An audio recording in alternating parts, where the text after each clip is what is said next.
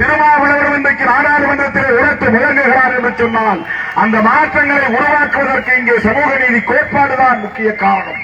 அந்த சமூக நீதி கோட்பாட்டின் தேசிய அடையாளங்களாக இருப்பவர்கள் தந்தை பெரியாரும் புரட்சியாளர் அம்பேத்கரும். இன்னும் சொல்ல போனால் அவர்கள் சர்வதேசிய அடையாளங்களாக இருக்கிறார்கள்.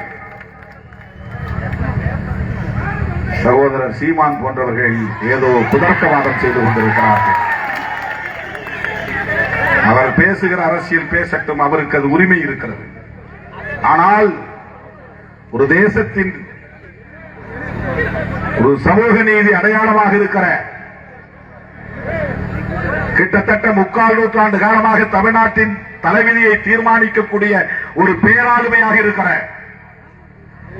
தந்தை பெரியாரை கொச்சைப்படுத்துவதை விடுதலை சிறுத்தைகள் ஒருபோதும் ஏற்க மாட்டோம், அனுமதிக்க மாட்டோம். பெரியார் திகாவுக்கு மட்டுமே உரியவர் அல்ல, பெரியார் திமுகவுக்கு மட்டுமே உரியவர் அல்ல, பெரியார் அதிமுகவுக்கு மட்டுமே உரியவர் அல்ல, அனைத்து தரப்பு விளிம்புநிலை மக்களுக்குமான தலைவர் பெரியார். தமிழ்நாட்டுக்கு உரியவர் மட்டுமல்ல, இந்த தேசத்திற்கே பொதுவானவர் தந்தை பெரியார். இன்னைக்கு நான் மகாராஷ்டிரா போறேன், அங்க பெரியாருடைய படம் வைத்திருக்கிறார்கள். என்ன அழைச்சி சிலையை திறக்க வைத்தார்கள்.